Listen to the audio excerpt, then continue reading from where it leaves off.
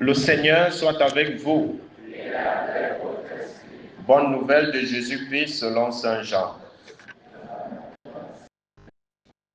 Jean au chapitre 4, les versets 5 à 42. En ce temps-là, Jésus arriva à une ville de Samarie appelée Sychar, près du terrain que Jacob avait donné à son fils Joseph. Là se trouvait le puits de Jacob. Jésus, fatigué par la route, s'était donc assis près de la source. C'était la 6e heure, environ midi. Arrive une femme de Samarie qui venait puiser de l'eau. Jésus lui dit, « Donne-moi à boire. » En effet, ses disciples étaient partis à la ville pour acheter des provisions. La Samaritaine lui dit, « Comment, toi, un Juif, tu me demandes à boire, à moi, une Samaritaine ?» En effet, les Juifs ne fréquentent pas les Samaritains. Jésus lui répondit, « Si tu savais le don de Dieu, et qui est celui qui te dit, « Donne-moi à boire », c'est toi qui lui aurais demandé, et il t'aurait donné de l'eau vive. Elle lui dit, « Seigneur, tu n'as rien pour puiser, et le puits est profond. D'où as-tu donc cette eau vive? Serais-tu plus grand que notre père Jacob, qui nous a donné ce puits, et qui en a bu lui-même avec ses fils et ses bêtes? » Jésus lui répondit, « Quiconque boit de cette eau aura de nouveau soif, mais celui qui boira de l'eau que moi je lui donnerai n'aura plus jamais soif. Et l'eau que je lui donnerai deviendra en lui une source d'eau jaillissant pour la vie éternelle. » La femme lui dit, « Seigneur, donne-moi de cette eau, que je n'ai plus soif, et que je n'ai plus à venir ici pour puiser. » Jésus lui dit, « Va, appelle ton mari et reviens. » La femme répliqua, « Je n'ai pas de mari. » Jésus reprit, « Tu as raison de dire que tu n'as pas de mari. Des maris, tu en as eu 5, et celui que tu es maintenant n'est pas ton mari. Là, tu dis vrai. » La femme lui dit, « Seigneur, je vois que tu es un prophète. Eh bien, nos pères ont adoré sur la montagne qui est là, et vous les Juifs, vous dites que le lieu où il faut adorer est à Jérusalem. » Jésus lui dit, « Femme, crois-moi, l'heure vient où vous n'irez plus ni sur cette montagne, ni à Jérusalem pour adorer le Père. Vous, vous adorez ce que vous ne connaissez pas. Nous, nous adorons ce que nous connaissons, car le salut vient des Juifs. Mais l'heure vient, et c'est maintenant, où les vrais adorateurs adoreront le Père en esprit et vérité. Tels sont les adorateurs que recherche le Père. Dieu est esprit, et ceux qui l'adorent, c'est en esprit et vérité qu'ils doivent l'adorer. » La femme lui dit, « Je sais qu'il vient le Messie, celui qu'on appelle Christ. Quand il viendra, c'est lui qui nous fera connaître toutes choses. » Jésus lui dit, « Je le suis, moi qui te parle. » À ce moment-là, ses disciples arrivèrent. Ils étaient surpris de le voir parler avec une femme. Pourtant, aucun ne lui dit, « Que cherches-tu » ou bien « Pourquoi parles-tu avec elle ?» La femme laissa là sa cruche, revint à la ville et dit aux gens, « Venez voir un homme qui m'a dit tout ce que j'ai fait. Ne serait-il pas le Christ ?» Il sortit de la ville et il se dirigeait vers lui.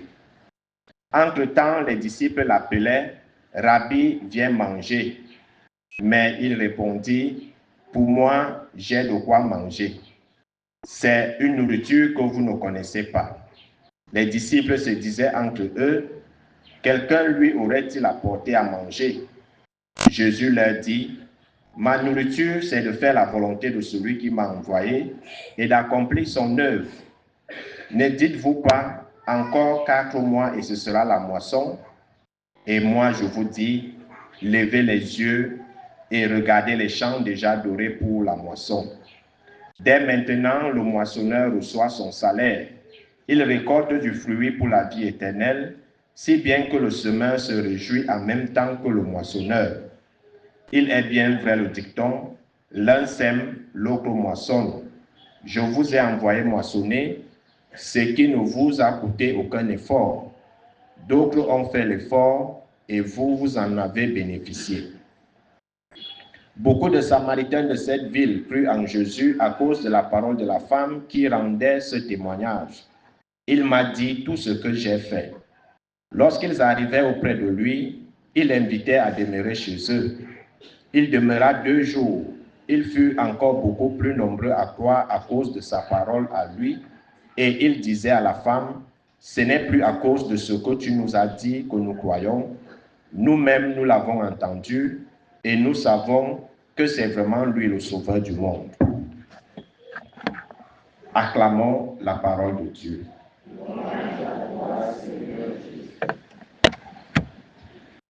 Bien-aimés de Dieu, chers frères et sœurs en Christ, loué soit Jésus-Christ. Loué soit le saint nom de Jésus-Christ. Bonjour à tout le monde et à toutes les femmes. Heureuse célébration de la Journée internationale des droits de la femme. Heureuse célébration. On dirait que c'est seulement celles qui ont le pain qui répondent. Et que celles qui n'ont pas,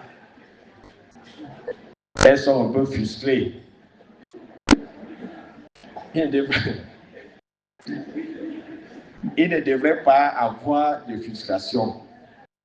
Parce que nous avons fait de cette journée, je ne sais pas, on dit quoi, une amalgame ou un amalgame.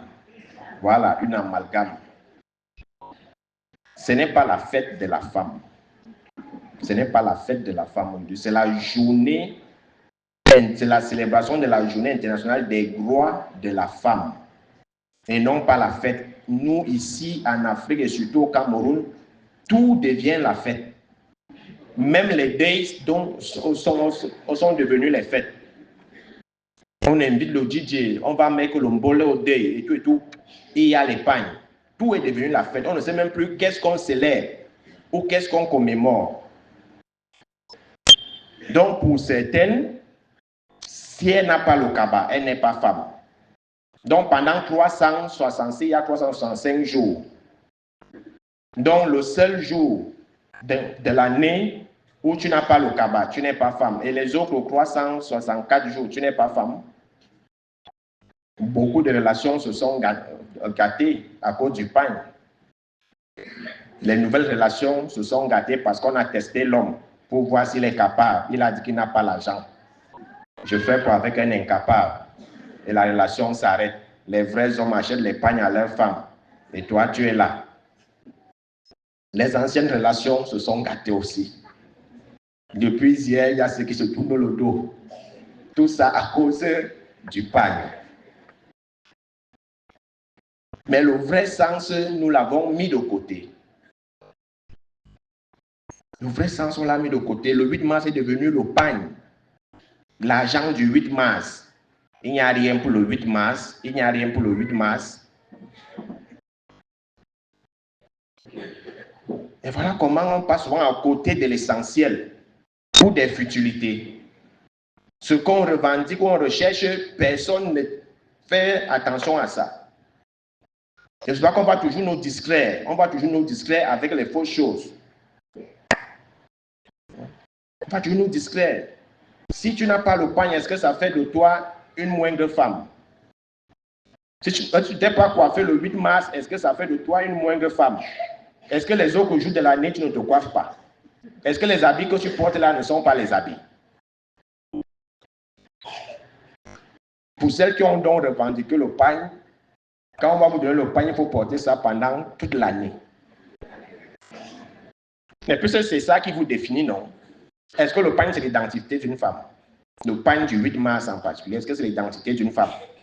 Non, mais pourquoi on veut souvent faire de ce jour comme si la femme n'a pas le pain, son gars devient automatiquement un incapable.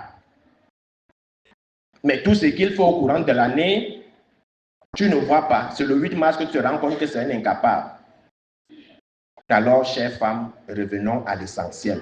On dit bien célébration de la journée internationale des droits de la femme.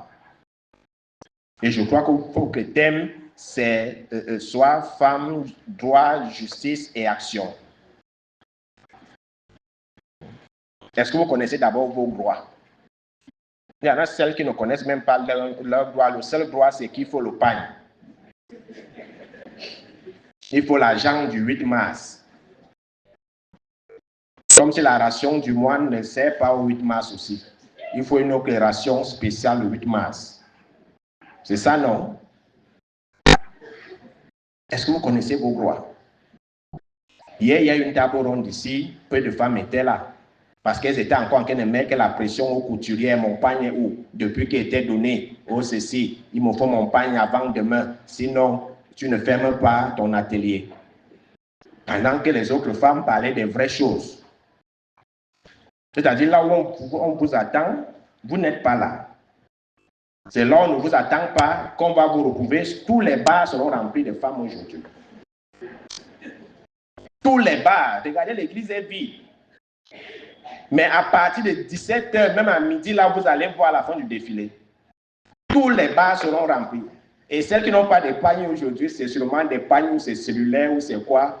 Parce qu'il ne faut pas que vous nous percez les yeux. Mais je suis sûr qu'après, vous allez aller porter ces pagnes-là qui sont des DVD, dos et ventre dehors. Et c'est ça qu'on va voir le soir. Dans les bars, les débits de boissons.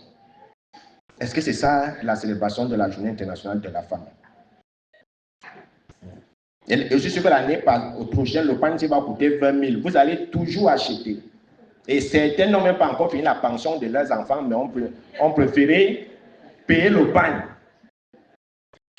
Mettre la pression sur l'homme de cuir. C'est pour ça qu'on meurt vite d'AVC. Pendant que la tête chauffe, que l'enfant est dehors, on me met la pression pour le pain. Non, il faut souvent revenir à l'essentiel. Moi, franchement, ce n'est pas une fête. Parce que pour certaines, ça soit une fête de la femme. Ce n'est pas la fête de la femme. C'est la célébration de la Journée internationale des droits de la femme. Et chaque femme doit savoir quels sont ses droits. Ce thème vous invite à l'action. Quelle action menez-vous maintenant? Quelle action menez-vous? Vous avez déjà certains droits qu'on vous a accordés, le droit à l'école, le droit à l'éducation, le droit à certains postes, le droit au travail, le droit à la santé, le droit à ceci. Oui. En ce qui concerne la justice, est-ce que justice est vraiment rendue à beaucoup de femmes aujourd'hui?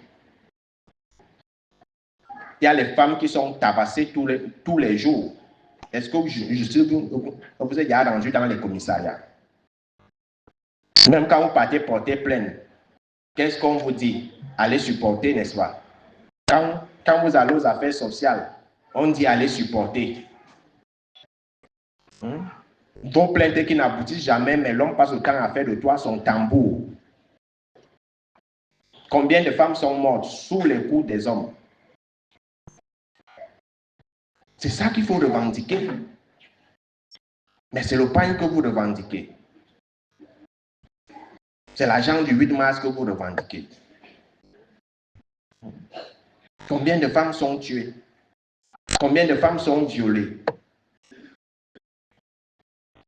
Dans les maisons, partout. Est-ce que vous réclamez justice pour cela? Non. Mais quand on va bombarder les États-Unis, vous allez dire que vous partez marcher là-bas pour plaire les Américains. Mais vos propres morts ici, vous ne plairez pas. La justice doit être faite aux femmes. Mais est-ce que vous réclamez cette justice? Les inégalités et autres qu'on retrouve dans les milieux de service, est-ce que vous réclamez que justice soit faite? La justice, c'est rendre à chacun ce qui lui est dû. Est-ce qu'on réclame ça? Non, c'est le pain. Et le même soir où tu portes le même pain, on te tape avec et on le déchire.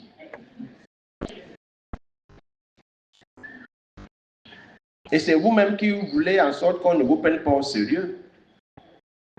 que vous avez transformé cette journée en une fête ou c'est quoi? Ce n'est pas une fête, je le redis, ce n'est pas la fête. Et beaucoup là ne connaissent même pas le thème. Si je passe banque par banque, beaucoup ne connaissent pas le thème. On vous demande de passer à l'action. Quelle action avez-vous déjà menée pour que les conditions de vie des femmes continuent à s'améliorer? Et ne confondez pas les histoires que le gender veut nous amener là, les histoires que la théorie du gender veut nous amener là. Les histoires d'avortement, que la femme peut décider de porter l'enfant, de ne pas porter, elle peut décider d'avoir des rapports avec son mari ou pas. Ce n'est pas ces droits-là qu'on revendique. Ce n'est pas que tu es né femme et tu dis que tu veux devenir homme. Ce n'est pas ça. Donc ne confondez pas avec les bêtises que les Blancs proposent là-bas, parce qu'eux-mêmes, ils ont déjà dénaturé ces droits-là. Ils ont déjà dénaturé ces droits. Il y a un pays qui vient de légaliser une loi selon laquelle la femme n'est plus obligée de satisfaire son homme dans un foyer. Et vous vous mariez donc pourquoi? Vous vous mariez donc pourquoi? Si après tu vas porter le jean, le matelot, le kaba, le jogging et tout et tout. Donc ne suivez pas les bêtises des Blancs parce que c'est ce qui vous tue souvent.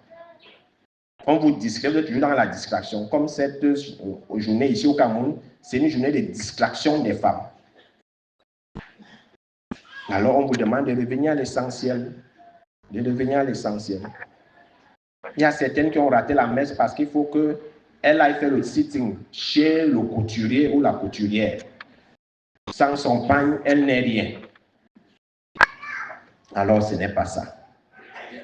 Donc c'était juste une parenthèse pour remettre les points sur les i, afin que cette célébration de la Journée internationale des droits de la femme soit célébrée dans la dignité, qu'on ne voit plus les choses qu'on voit souvent, où les cabas se soulèvent, ou les ceci. Ce n'est pas ça. La femme, c'est la dignité. La femme, c'est la mère de l'humanité. Dieu a toujours voulu passer par la femme pour venir dans ce monde. Pour annoncer la résurrection, c'était une femme. Et voilà encore aujourd'hui la Samaritaine qui sera source de conversion et de salut pour les Samaritains. Parce que si nous entrons dans l'évangile et s'il faut comprendre le contexte actuel, le contexte d'écriture de ce texte, entre les Juifs et les Samaritains, il n'y avait pas d'amitié. C'était chien et chat. Et pourquoi la Samaritaine, pourquoi Jean met l'accent sur l'heure à laquelle elle part au puits, midi? C'est l'heure à laquelle il n'y a personne dehors. Elle ne peut pas aller au puits le matin à cause des doigts accusateurs pointés sur elle. Parce qu'il faut l'avouer, elle avait une mauvaise vie. Elle avait une mauvaise vie. Alors, à chaque fois qu'elle passait en route, comme on sait le faire, on l'étiquetait, on la catégorisait, on l'insultait, on l'humiliait. Alors, pour éviter ces humiliations, elle part au puits à midi. Là, elle sait qu'il n'y a personne dehors. Et c'est là où elle va faire la rencontre d'un juif qui est Jésus, parce que Jésus était juif. Et Jésus va lui dire, donne-moi à boire. Donner à boire à quelqu'un, c'est l'accueillir, c'est l'accepter, c'est faire preuve de compassion, c'est faire preuve d'amour. Mais avec les idées arrêtées qu'elle avait sur les Juifs et autres, c'est pour ça qu'elle va dire à Jésus, toi, Juif, tu oses me demander à boire. Parce qu'entre eux, il n'y a pas d'amitié. Mais Jésus va lui dire, si tu savais qui te le demande, tu allais déjà t'empresser. Parce que tu savais le don de Dieu. Et quand Jésus demande l'eau à boire à la Samaritaine, c'est en fait sa mauvaise vie qu'il demande à cette femme. Donne-moi ta mauvaise vie. Et moi, je te donnerai de l'eau vive qui va faire de toi une femme nouvelle, une femme meilleure. Vous voyez que celle qui était rejetée par tout le monde, c'est elle qui va l'annoncer que j'ai vu le Messie. Il a tout dit sur moi. C'est un prophète. Et grâce à elle, beaucoup vont se convertir. Elle qui n'avait plus de dignité. Sa dignité était bafouée par tout le monde, par les enfants, comme on fait souvent. On monte nos enfants contre tel, contre tel. Donc même quand quelqu'un passe, même les enfants lui lancent les petites piques. Les petits pics. Mais c'est elle qui sera celle-là qui va leur dire, voilà, j'ai rencontré tel. Il a transformé ma vie. C'est cette femme-là, c'est ces femmes-là dont nous avons besoin. Parce que Dieu a toujours eu besoin de la femme pour transformer ce monde, pour amener les autres sur le droit chemin. Qui est l'intendante des maisons? C'est la femme. Qui soutient le foyer? C'est la femme. Qui protège le foyer? Qui protège une famille? C'est la femme. Mais pourquoi vous perdez ces caractéristiques? Pourtant, Dieu s'est toujours servi de la femme. Dieu s'est servi de la femme. Prenez toujours exemple sur la Vierge Marie. Normalement, toute femme doit rester comme ça et sursaute. Et dit, Marie est une femme. Alors, moi qui suis femme. C'est comme si la Vierge Marie ne vous disait rien. Dieu est passé par une femme pour venir dans ce monde. Et même lorsqu'il meurt, on l'enterre pour dire aux gens qu'il est vivant, il est ressorti. Il est passé par une femme. Et qui était une pécheresse. Est-ce que nous-mêmes, on ne peut pas recevoir cette eau vive aujourd'hui pour nous transformer? L'eau vive que le Christ nous propose, c'est d'accepter sa parole. C'est d'accepter sa parole.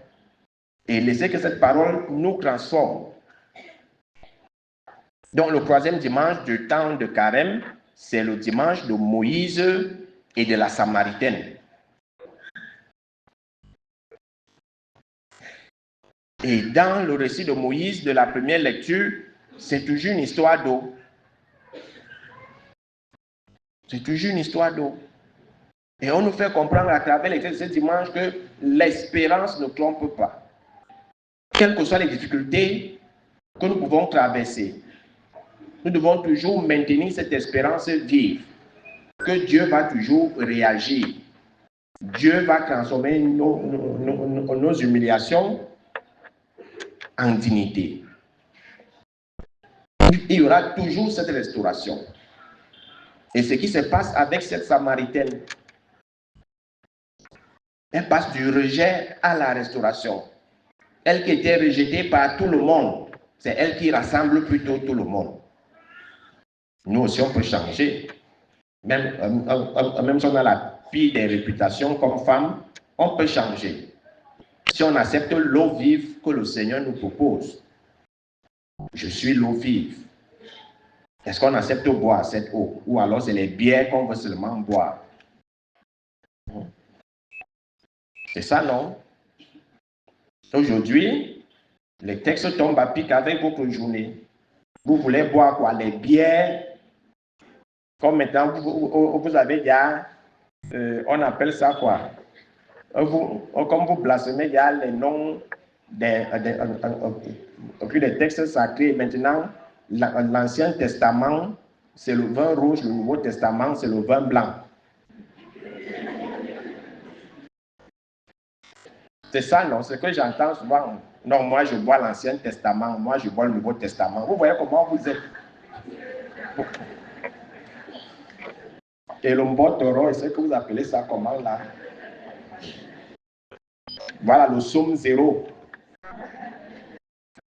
Le psaume 0, le mbotoro, le harking, le ou c'est le tontol. C'est ça que vous appelez le psaume 0. Dieu vous voit. Non, alors aujourd'hui, vous voulez boire quoi? Aujourd'hui, vous voulez boire quoi? Le psaume 0. Vous voulez boire l'Ancien Testament ou le Nouveau? Vous voulez boire l'eau vive qui vous transforme? Voilà, il y a certaines qui est pâle. Tu sens que, comme nous sommes à l'église, on répond, mais dehors, ça sera... Et comme au Cameroun, on ne boit que glacé. Parce que quand tu décapsules, c'est glacé, on te demande c'est glacé, tu dis mal. Donc, on sait que pour le moment, les bières sont déjà au frais. Elles seront mal glacées ce soir. Donc, quand il va passer là, il va me demander c'est glacé. Vous allez répondre mal. Et moi, il va passer, il ne va pas m'asseoir pour éviter les problèmes. Donc, le Seigneur nous invite donc à aller vers lui. C'est lui le véritable puits. C'est lui l'eau qui donne la vie. Et je dois qu'il rappelle à cette femme que vos pères ont bu de cette eau, mais ils sont morts. Mais l'eau que je vous donne, vous vivrez éternellement. Parce que celui qui boit de cette eau se laisse transformer, transfigurer. Et il naît à cette vie nouvelle d'enfant de Dieu. Qui fera qu'il va laisser derrière lui son passé, son mauvais passé, sa mauvaise vie. Pour vivre la vie des enfants de Dieu, pour avoir accès à la vie éternelle. Mais la Samaritaine, en disant à Jésus, donne-moi de cette eau afin que je ne revienne plus dans ce puits. Parce qu'elle disait que si Jésus lui donne de cette eau, elle n'aura plus affaire au regard, aux doigts accusateurs, aux moqueries, aux injures et tout ce qui va avec. Mais elle n'avait pas bien compris le sens des paroles de Jésus. Elle les prenait au premier sens. Mais comme je l'ai dit, c'est sa mauvaise vie que Jésus demandait. Et en retour, il lui donne la vie transfigurée, la vie d'enfant de Dieu qu'on appelle la conversion. La conversion. Et la Samaritaine qui s'est convertie va amener les autres à la conversion. Donc nous apprenons également à ramener nos frères, nos frères et sœurs. Comme c'est la journée de la femme, amenons nos autres sœurs égarées à Jésus, à l'eau vive. Si nous-mêmes nous avons bu de cette eau vive, comme la Samaritaine, ramenons les autres sur le droit chemin. Et je crois que partout, il y a eu des tables rondes. Il y a eu des tables rondes. Il y a eu des tables rondes dans tous les secteurs, dans tous les domaines. Mais combien de femmes assistent à cette table ronde? Combien? On attend juste le 11e point. Et chacun va montrer ses touches, ses dernières touches, même les touches qui n'ont même pas encore existé vont sortir. Donc, c'est ce que le Seigneur veut nous faire comprendre en ce dimanche. 3e du temps du carême. D'un, à savoir que l'espérance ne trompe pas. Ne jamais se décourager. Ne soyons pas comme nos pères au désert où ils ont mis Dieu à l'épreuve. Ils l'ont même tenté en demandant à Moïse, Dieu est au milieu de nous, oui ou non? C'est la question que beaucoup se posent souvent. Est-ce que Dieu existe même? Alors, ne jamais mettre le Seigneur à l'épreuve, ne jamais se quereller avec Dieu. Dieu existe. Dieu est là. Et l'épreuve ne veut pas dire absence de Dieu. La pénurie ne veut pas dire absence de Dieu. Parce qu'on est toujours face, on est toujours en train à se plaindre, à se plaindre, à se plaindre. Or, le psaume 94 nous dit qu'ils ont oublié tout ce que le Seigneur avait fait pour eux. Et c'est pour une simple eau qu'ils commencent à chercher les querelles à Dieu. Qu'ils le mettent à l'épreuve. Il les sort du pays d'Égypte de l'esclavage. Ils traversent la mer Rouge à pied sec. Ils ont la manne. Ils sont protégés de jour comme de nuit par une nuée de feu. Mais tout cela, pour une histoire d'eau, ils remettent Dieu en cause. Et ce que nous faisons souvent, dans l'abondance, on ne sait pas reconnaître Dieu. Que c'est Dieu qui nous a mis dans cette abondance. C'est dans l'épreuve qu'on se rend compte que Dieu est où? Comme si on oublie ce qu'il a toujours eu à faire pour nous. Et ça, c'est l'ingratitude humaine. Quand Dieu donne, tu dis seulement merci, mais tu ne dis pas merci Seigneur. Tu penses que c'est tes propres forces. Alors évitons ce comportement-là envers Dieu. Évitons de chercher querelle à Dieu. De le provoquer en fait, parce que les querelles ici, c'est provoquer Dieu. Évitons de le provoquer. Il va toujours nous montrer des signes comme il a fait. Et malgré la révolte du peuple, il va quand même dire à Moïse, frappe ton bâton sur un rocher. Et de l'eau a jailli. Alors cette eau va toujours jaillir de nos vies si nous faisons confiance en Dieu à toute épreuve. L'eau vive jaillira toujours de nulle part et elle va nous abreuver. Alors à nos chères femmes, à nos chères mères, à nos chères sœurs, à nos chères filles qui sont des femmes en devenir,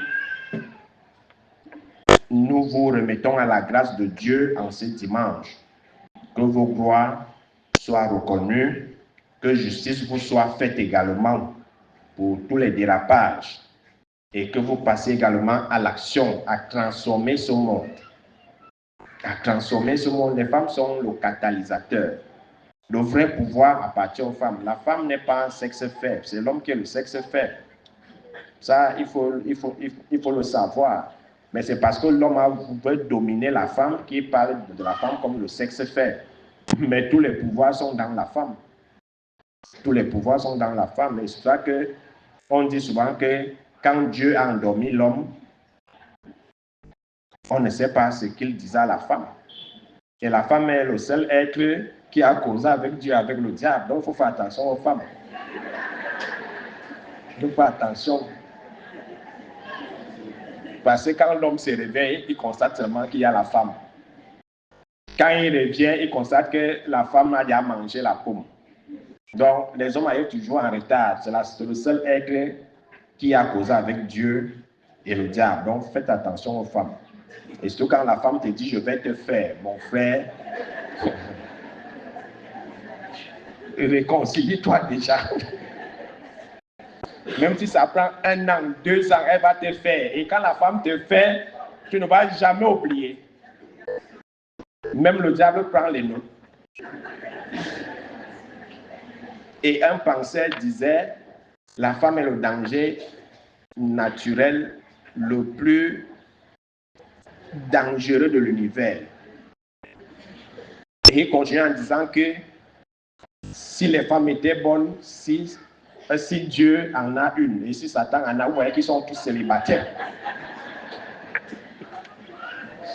Donc, c'est pour dire, ne jouons pas avec le pouvoir de la femme. La femme peut transformer, la femme peut construire, la femme peut détruire. Mais amenons les femmes à construire. Amenons les femmes à construire. Vous voyez tous les royaumes qui sont tombés, non? C'était qui? La femme, n'est-ce pas? C'est la femme qui a fait que la plupart des royaumes tombent. Voilà, récemment, le plus grand trafiquant de drogue au Mexique a été, finalement, on l'a tué à cause de qui? D'une femme qui a pu donner sa position.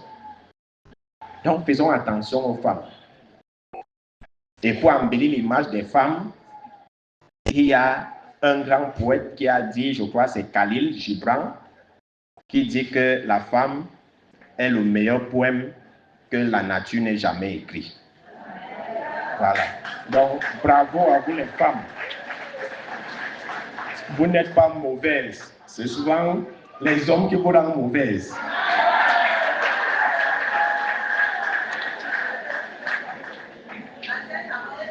Vous êtes nés bonnes. Parfois, c'est la nature qui vous rend mauvaise. Donc, à nous les hommes, chérissons nos femmes. Respectons nos femmes. Respectons-les. C'est la mère de l'humanité. Sans elle, on ne serait pas sur terre. Nous tous, nous sommes sortis du ventre d'une femme. Donc, respectons la femme. Même si, entre parenthèses, elle est mauvaise, respectons-la. Mais je suis en train de faire mon catalacour. Parce qu'il y a certains hommes qui vont dire que sa femme est mauvaise mal. Mais moi, je dis que même si elle est mauvaise, très mal, respecte-la. Respecte-la. Donc, élevons nos femmes, amenons-les à passer à l'action, causons avec elles, montons nos projets avec elles. Et quand vous avez souffert avec une femme, scellez-la. N'allez plus prendre celle qui n'a pas souffert avec vous. Toutes les femmes sont meilleures si on les laisse se transformer. Il n'y a pas de femme parfaite quelque part, c'est nous qui rendons nos femmes parfaites. Voilà. Donc n'allez pas croire que c'est Eudoxie Yao qui est la femme parfaite ou alors c'est Rihanna ou Kim Kardashian. Donc voilà à toutes les femmes, heureuse journée de la célébration de vos gloires. Que le Seigneur vous transforme à travers cette eau vive qu'il nous propose aujourd'hui. Transformez vos maisons, vos foyers, transformez notre société et rendez le monde meilleur afin que le règne de Dieu soit instauré. Loué soit Jésus-Christ.